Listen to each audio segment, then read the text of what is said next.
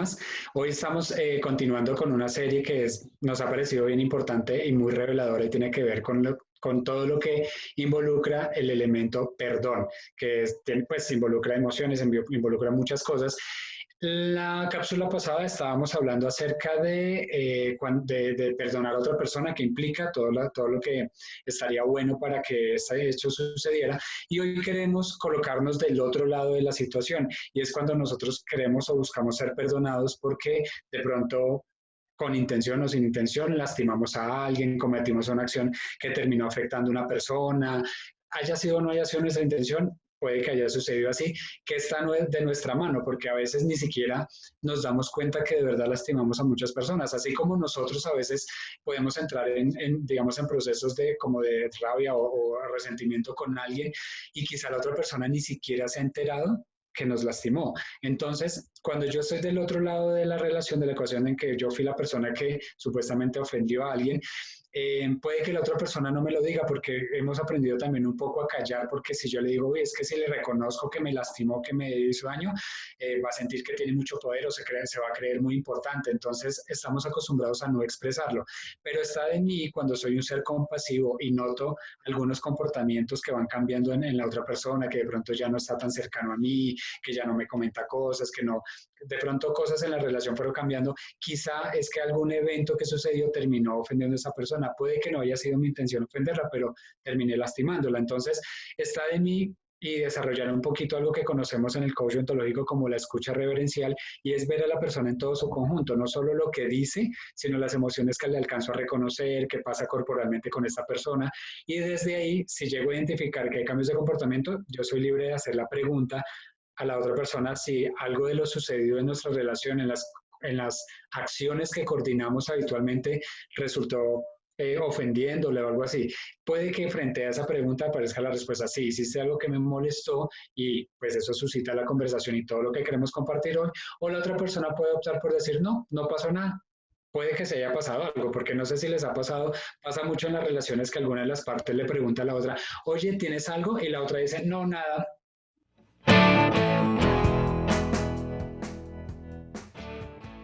Ok, entonces, pero abrir la posibilidad de que la otra persona se exprese está pues un poco de la mano de ser un ser humano también compasivo y buscar fortalecer esas relaciones que son significativas para nosotros. Muy bien, ¿Cómo frente ves a ella? eso, bien, yo quisiera traer unas herramientas que le aprendí a Andrés Gamba, un psicólogo que pues tú y yo conocemos. Él presentaba dos autores maravillosos que creo que me hicieron entender diferente el concepto de perdón. El primero es Emmanuel Kant. Él dice que para poder nosotros empezar el camino de perdón tenemos que irnos a un texto maravilloso de 10 hojitas, que es un ensayo corto de la Ilustración que plantea unos conceptos de mayoría de edad. Entonces él dice que la mayoría de edad está dada por dos conceptos, no por el cumplir años, porque finalmente yo puedo cumplir años y sin embargo tener 40 y seguirme portando como un menor de edad, o tener 13, 14 y portarme como un mayor de edad. No. ¿Me estás echando vainazos? ¿Me estás echando vainazos, Erika? Pues yo no lo hice con esa intención, pero cada cual interpreta como así lo elige. Entonces,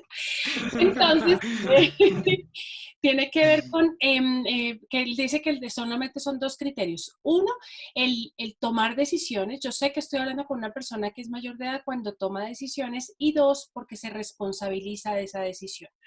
Entonces, para que yo pueda perdonar a alguien o alguien me pueda perdonar, lo primero que tengo que hacer es validar la decisión que tomé, y segundo, responsabilizarme. Yo en consulta he tenido escenarios cuando hemos estado en coterapia en donde dicen, no, es que yo sí fui infiel, pero yo no pensé que todo esto fuera a pasar, yo no pensé que eso se fuera a desbordar, yo nunca pensé que la relación se fuera a acabar. Entonces puede ser que la persona sí tomó la decisión de ser infiel, pero no se está responsabilizando de la decisión. O dices que yo he sido infiel porque mi esposa ha dejado de ser, o porque ella, eso me falta en casa, entonces lo busco afuera. Ahí no me estoy responsabilizando de la decisión. Entonces es muy difícil perdonar a alguien cuando no se hace responsable de la decisión, cuando dice yo hice eso, pero depende de la otra persona, no tenía que ver conmigo, o yo llego tarde todos los días a mi trabajo, después me echan y después digo esa empresa es muy injusta. Entonces es muy difícil que se dé un proceso de perdón cuando yo me estoy dando cuenta que no me estoy haciendo cargo de mis decisiones. Es más fácil que alguien me perdone cuando yo asumo la responsabilidad de lo que hice y decir, ok, me equivoqué, falté en esto. Entonces ahí empieza el camino de perdón. Por eso es tan importante hablar de tomar decisiones y segundo, responsabilizarme de esas decisiones.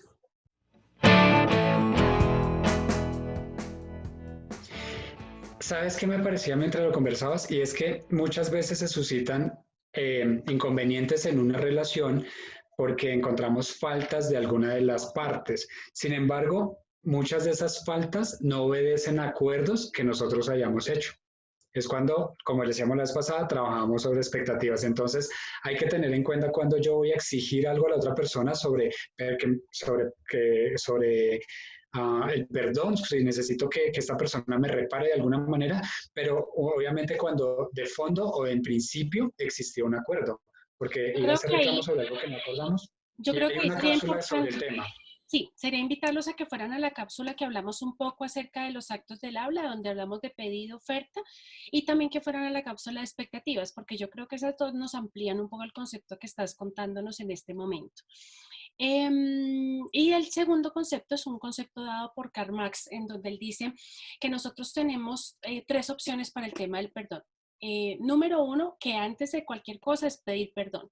Yo no puedo esperar que otra persona me perdone sin haber tenido esa declaración de lo que está sucediendo. Oye, perdóname por esta situación.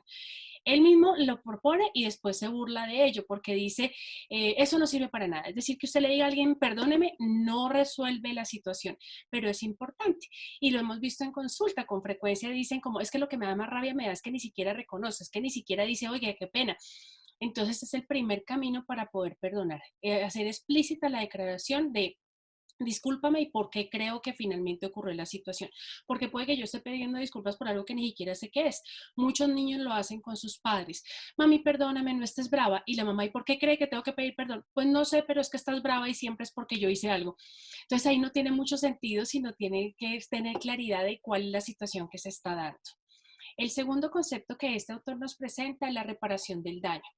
Yo no puedo pretender que alguien me perdone cuando no he gestionado nada para que eso ocurra. Por eso es que el perdón solo de pedir disculpas no sucede, sino voy a buscar la reparación en recursos o en tiempo. Recursos es dinero o algo que tengo que dar yo para devolverle a la persona lo que en teoría le quité por la acción que finalmente tuve. O dos, tiempo para hacerlo. Entonces, de pronto, no sé, estábamos en el colegio y yo me estaba copiando de mi compañero y por estarme copiando el profesor vino y nos quitó el examen a los dos. Claramente, por mis acciones, perjudiqué a otra persona. Solamente decirle, ay, perdóname, Leo, qué vergüenza, sí, no lo vuelvo a hacer, eso no resuelve. Pero si yo digo, bueno, voy a repararte, yo voy a ir a hablar con el profesor y le voy a contar que tú no tuviste nada que ver, que fue una decisión mía. Y si quieres en las tardes, yo que sé de más tema, digamos, me esfuerzo en ir a estudiar contigo para poderte poner al día por si acaso nos ponen otro examen y si nos ponen algún trabajo yo me encargo de hacerlo y tú no tienes que hacer nada. Ahí yo ya estoy reparando en tiempo o en recursos. Entonces eso hace que el perdón pueda ser mucho más sencillo cuando siento que la otra persona está haciendo algo por mí. Y la tercera tiene que ver con algo que ya veíamos en la cápsula, en las dos cápsulas anteriores, que es memoria, olvido.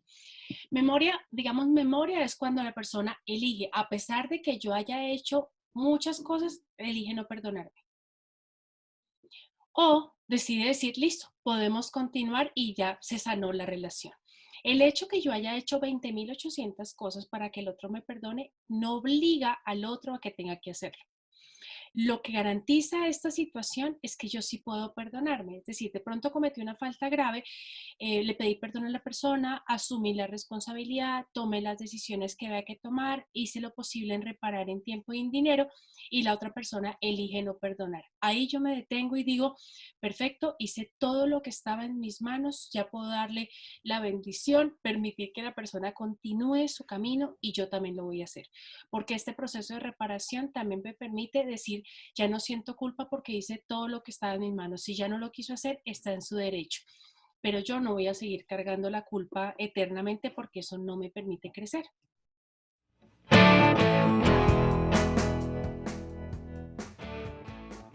Pues es que ahí aparece nuevamente lo que hablábamos.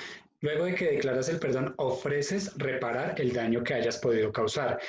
Y como lo hablábamos en actos del habla, una oferta puede ser aceptada o rechazada. O sea, yo ofrezco reparar el daño, pero si la otra persona desde su nivel de rabia o resentimiento decide no aceptarlo, pues ahí para mi trabajo y en ese momento puedo liberar la culpa. Y viene por último, entonces quizá una parte que tiene que ver con el perdón y como en todas las relaciones, el perdón tiene dos partes y en uno puede ser el trabajo de perdonarme a mí mismo.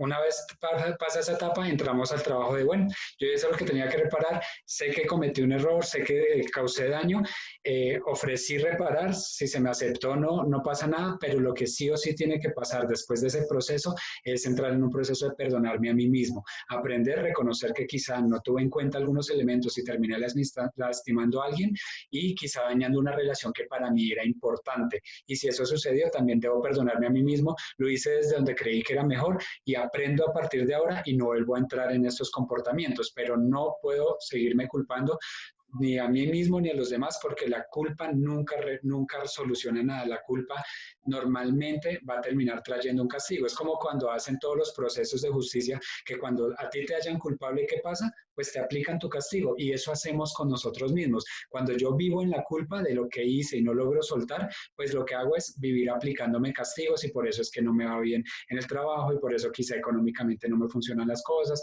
y por eso muchas cosas se pueden explicar desde ahí. Entonces, todo este proceso puede terminar con un maravilloso proceso de perdonarme a mí mismo, que es lo que realmente me va a permitir a mí seguir avanzando y creciendo como persona para que en un futuro con una nueva relación, yo no vuelva a cometer esos comportamientos sabiendo los costos asociados al comportamiento de dañar al otro. Entonces, Bien. creo que por ahora. Los invitamos a que todas estas cápsulas, si tienen la oportunidad de verlo más de una vez, lo puedan hacer, porque a veces escuchar todos estos conceptos puede que yo diga sí, sí, sí, pero cuando lo necesito puede que no estén tan presentes. Entonces, en la medida que yo voy haciendo la repetición, seguramente hay criterios que van entrando en mí y seguramente cuando ocurran estas situaciones yo ya empiezo a tener un actuar diferente porque tengo una reflexión previa antes de las actuaciones. No se les olvide hacer clic en la campanita, suscribirse rápidamente en el canal y cualquier pregunta que tengan o comentario les agradecemos en dejarla aquí directamente en el canal para seguir conversando de todas estas situaciones. Nos vemos en la siguiente cápsula y qué bueno verte. Dale, igual, chao, que estén muy bien. Chao.